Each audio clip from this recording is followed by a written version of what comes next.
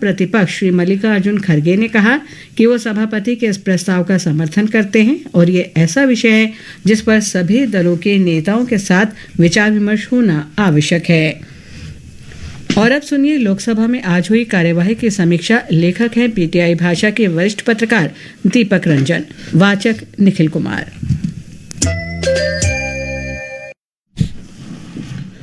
लोकसभा ने आज वित्त विधेयक 2025 को मंजूरी दे दी। विधेयक पर सदन में हुई चर्चा के जवाब में वित्त मंत्री निर्मला सीतारमण ने कहा कि कॉरपोरेट कर में कटौती से निवेश में बढ़ोतरी हुई है।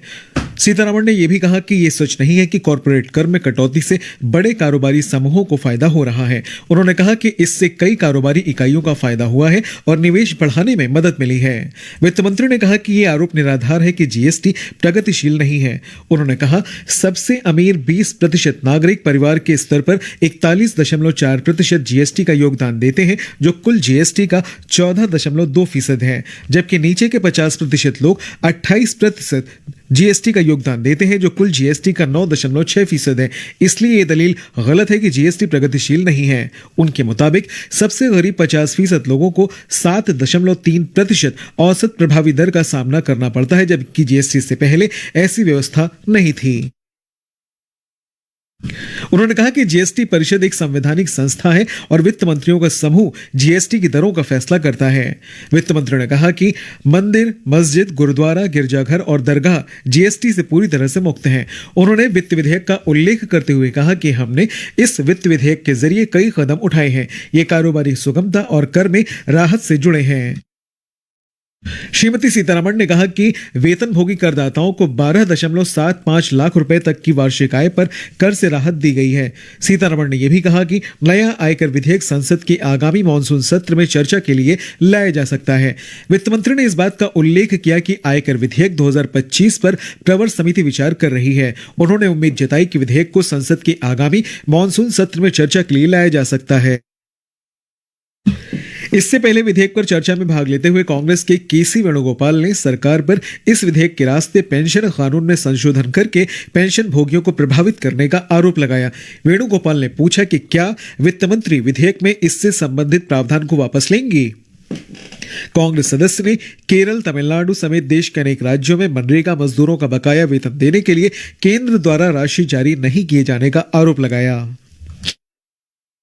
विपक्षी दल की ही सांसद एस ज्योतिमणि ने आरोप लगाया कि सरकार में क्रमबद्ध तरीके से अल्पसंख्यकों को अलग थलग किया जा रहा है। ज्योतिमणि ने दावा किया है कि सरकार तमिलनाडु जैसे राज्यों को आर्थिक ब्लैकमेल के जरिए नियंत्रित करना चाहती है। भारतीय जनता पार्टी की सांसद जगदंबिका पाल ने कहा कि संप्रक सरकार के समय भारत की छवि बनाना रिपब्लिक की बन गई थी, जिसे मोदी सरकार ने फिर से उभरती हुई अर्थव्यवस्था बनाया है। उन्होंने कहा कि नेता प्रतिपक्ष राहुल गांधी हमेशा चीन की दुहाई देते रहते हैं, लेकिन भारत की जीडीपी जहां 6.5% है, वहीं चीन की जीडीपी केवल 4.6% है। पाल ने कहा कि सरकार ने पिछले साल की तुलना में 10.1% पूंजी व्यय बढ़ाया है। भाजपा सांसद ने कांग्रेस पर निशाना साधते हुए कहा कि 2013-14 में अवसंरचना पर पूंजी व्यय जहां 1.9 लाख करोड़ रुपए था, वहीं आज ये 11.11 लाख करोड़ रुपए है। शिवसेना के धैर्यशील माने ने कहा कि 12 लाख रुपए की आय को करमुक्त करने का सरकार का निर्णय क्रांतिकारी है, जिससे आम आदमी को लाभ मिलेगा। समाजवादी पार्टी के लालजी वर्मा ने चर्चा में भाग लेते हुए कहा कि देश में आय असमानता बढ़ रही है और सरकार को विकसित भारत के लिए किसानों को प्राथमिकता देनी चाहिए।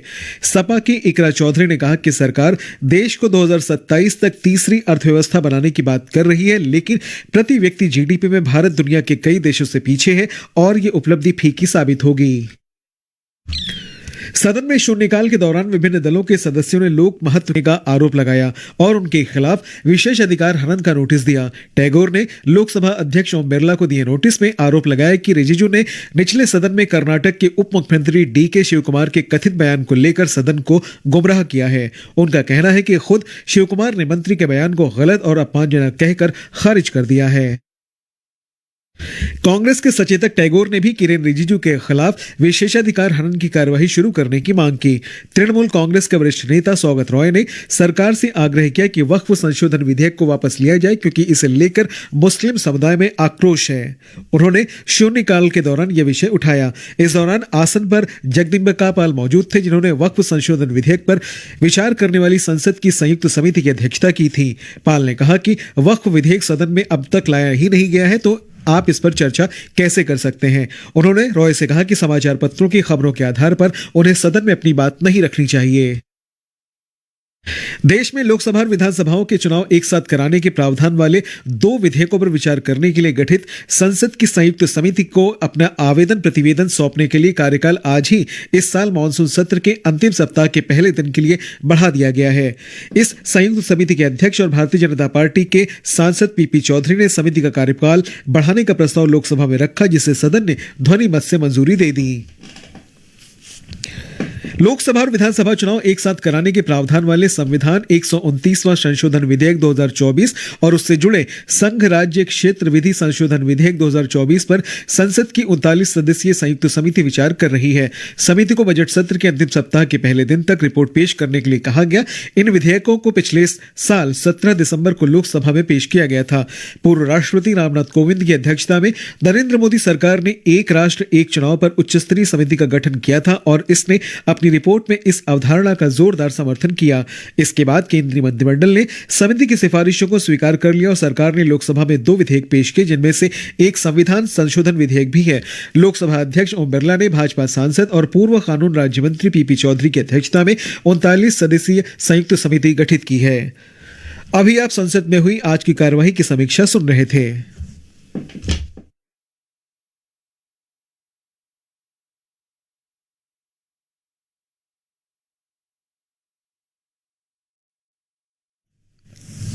This is Akashvani, a review of today's Parliament proceedings read by Shagun Chopra. First from the Rajya Sabha. Writer is Sanjeev Chopra of PTI. The Rajya Sabha today cleared the Disaster Management Amendment Bill 2024 to help strengthen national and state disaster management authorities. The bill was cleared by voice vote in the Rajya Sabha. The Lok Sabha had already cleared the bill in December last year. Replying to the discussion on the bill, Union Home Minister Amit Shah said there will be transparency in disaster relief funds as he brushed aside charges of any kind of discrimination with states. He said the NDA government at the centre does not discriminate between BJP and non-BJP ruled states and sees residents of all states as equal. The minister also launched a scathing attack on the Congress, alleging that its management of the Prime Minister's Relief Fund during UPA lacked accountability and transparency. In comparison, he said the PM Care Fund created during Prime Minister Narendra Modi's tenure worked transparently and did not include the party president as was done during the UPA regime. He also alleged that funds were given from the PM Relief Fund to Rajiv Gandhi Foundation, which also received funds from PSUs, organizations linked to Zakir Naik and those involved in conversions besides China. Under the Congress regime, only one family had control over the Prime Minister's Relief Fund, he said. The Congress party president used to be the member of the Prime Minister Relief Fund, he said. There was no transparency during their time. There was no committee to look into the utilization of funds, he said. In contrast, the minister said the PM Care Fund's management includes the top 5 ministers, including the finance and defense ministers as trustees. A committee of 5 secretaries reviews and approves its expenditure, he said. The funds of the PM Care were used for critical COVID-19 infrastructure like ventilators and vaccination, he claimed. No political party president is involved in the fund's management, he said. Shah stressed that the legislation will help states in handling all disasters in a better way. Shah said states face difficulties in implementing the Disaster Management Act of 2005. The proposed amendments are based on the difficulties flagged by states and suggestions given by them, he said. The bill seeks to specify the roles and responsibilities of various organizations involved in disaster management and ensure synergy and uniformity in response. The Home Minister said India, under Prime Minister Modi's leadership, has emerged as a major power in dealing with disasters, and the world was recognizing it. He said there will be no centralization of power in handling disasters. Shah said 89% views by experts and suggestions have been included in making the bill. Instead of only government response, we want to go in for multi-level disaster response, he noted. Shah said there will be transparency in disaster relief funds, and there will not just be merely information sharing, but trust, responsibility and efficiency will be ensured. The Home Minister also said that the bill ensures well-defined roles and moral responsibility of people in handling disasters. The minister said several states face difficulties in implementing the Disaster Management Act of 2005. The proposed amendments are based on overcoming the difficulties flagged by states and suggestions by them as well as from experts. The bill clarifies roles and responsibilities of various organizations involved in disaster management, ensuring synergy and uniformity in their response, he said. The bill aims to strengthen the efficient working of the national and state disaster management authorities, besides bringing more clarity and convergence among stakeholders working in the field of disaster management. Earlier, opposition members in the Rajya Sabha accused the NDA government of attempting to give more powers to the centre and weakening the states through various bills and amendments. Participating in the discussion on the Disaster Management Amendment Bill 2024 in the Upper House, Sanjay Yadav RJD asserted that only when the states are strong, then the country and the union automatically become prosperous and powerful. Expressing similar views, Manas Ranjan Mangaraj BJD said the proposed amendment bill raises further concerns regarding NDRF, National Disaster Response Fund allocations. The original 2005 Act defined disaster response as addressing any threatening disaster situation or disaster, he said. Sanjay Singh of AAP asked the government to rise above differences, politics and blame games when it comes to the management of national disasters.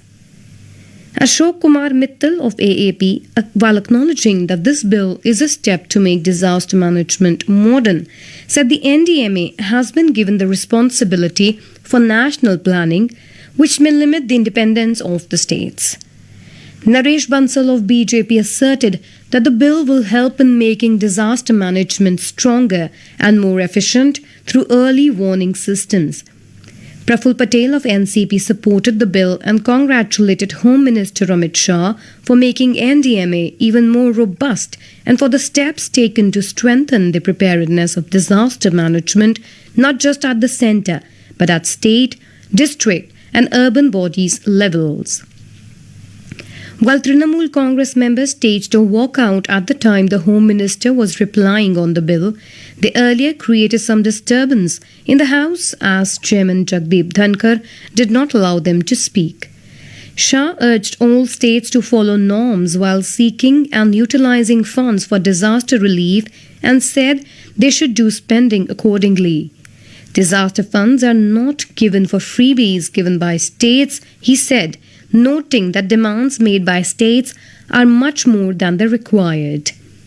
He said funds were given by the centre to Kerala for Wayanad landslide and 2,028 crore rupees to Tamil Nadu between 2019 to 24. We do not do party politics in disaster handling, Amit Shah asserted, adding that the centre does not distinguish between BJP and non-BJP states. We do not indulge any favoritism in government funds distribution, he claimed. Amit Shah also countered criticism over handling of the COVID-19 pandemic, saying India had the best management of the pandemic among the nations. He said India developed vaccines and also vaccinated millions within 2 years. He also said the Prime Minister held 40 meetings with chief ministers during the pandemic and questions if any other Prime Minister had done so during a disaster in the past. Earlier during 0 hour, Rajya Sabha Chairman Jagdeep Dhankar said he had called a meeting of the leaders of various parties to decide the course of action the House should take on pleas by some MPs seeking discussion on the alleged discovery of cash from the official residence of a Delhi High Court judge. Meeting of the floor leaders of various political parties took place at his office at 4:30 p.m. as he rejected Rule 267 notice of Haris Piran of Kerala-based IUML, who wanted a discussion on the matter by setting aside the business of the day. Dhankar said he had yesterday met Leader of the House JP Nadda and Leader of the Opposition Mallikarjun Kharge on the very critical issue that is agitating the minds and branches of governance. The issue is undoubtedly serious enough, he said. According to him, Kharge had suggested calling a meeting of floor leaders and Nadda agreed. Earlier during 0 hour, members raised matter of public importance. And now, a review of proceedings in the Lok Sabha. Writer is Achinta Bora of PTI. The Lok Sabha today passed the Finance Bill 2025 along with 35 government amendments, including one that abolishes a 6% digital tax on online advertisements. With the passage of the Finance Bill 2025, the Lok Sabha completed its part of the budgetary approval process. The upper house, Rajya Sabha, will now consider the bill. After the Rajya Sabha returns the bill, the budget process for 2025-26 will be completed. The Union Budget 2025-26 envisages a total expenditure of 50.65 lakh crore rupees, an increase of 7.4% over the current fiscal. The fiscal deficit for financial year 2026 is projected at 4.4% against 4.8% in the current fiscal. Replying to the discussions on Finance Bill 2025 in the Lok Sabha, Finance Minister Nirmala Sitharaman said the bill provides unprecedented tax relief and the 13.14% projected growth in personal income tax collection is realistic based on solid data. Sitharaman also said the customs duty rationalization announced in budget will support manufacturing units, domestic value addition, promote exports, facilitate trade, and also provide relief to common people. Sitharaman said the budget also provides marginal relief under income tax law for those taxpayers whose income exceeds 12 lakh rupees per annum by a small margin. She said collections in personal income tax have shown considerable buoyancy in the last few years and they have been increasing around 20% year on year. The Finance Minister said the Tax Department carried out a nudge campaign asking taxpayers to voluntarily disclose their foreign income and assets.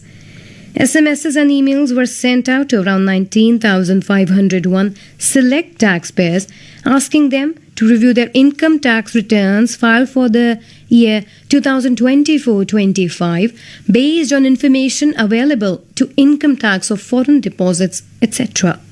As a result of the campaign, out of 19,501 taxpayers, a total of 11,162 taxpayers revised their returns and filed Scheduled Foreign Assets Form, declaring total assets of 11,259.29 crore rupees, disclosing foreign income of 154.42 crore rupees.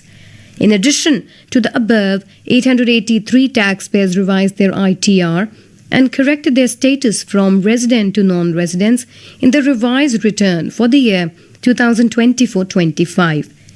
Due to this outreach, there was a ripple effect which resulted in an additional 13,516 taxpayers declaring foreign assets of 7,564 crore rupees and foreign income of 353 crore rupees approximately in their revised ITR for the year 2024-25. Cumulatively, this simple nudge resulted in declaration of foreign assets worth 29,208 crore rupees and foreign income of 1,089 crore rupees by 30,161 taxpayers, Sitharaman said. Stressing that the Modi government has always been sympathetic towards the employees and pensioners' issues, Sitharaman said the government has implemented the full parity between pensioners of pre- and post-7th Central Pay Commission. With regard to amendment, she said the government has restored the March 2008 position of the manner of fixing pensions, which was recommended by the 6th Central Pay Commission. By this amendment, the government is actually restoring that which was accepted in March 2008, the 6th Pay Commission recommendation, she said. Asked about the 16-year delay in restoring the position, she said several court cases were going on. We had to wait for the verdict to come. Verdicts have been received. We are going back to honoring the decision which was taken in 2008. Talking about customs tariff rationalization, she said the budget 2025 aims to boost domestic production and enhance export competitiveness by reducing duties on raw materials and inputs, making domestic products more cost-effective. Taking forward the comprehensive review of customs rate structure announced in July 2024 budget, Union Budget 2025-26 proposes to remove 7 customs tariff rates for industrial goods. The 2 tranches of rationalization of customs tariff carried out so far have reduced the number of tariff rates from 21 to 8, including 0 rated goods. Sitharaman said many Indian exports will become more competitive as the cost of imported inputs reduces. That's all in the Parliament Review.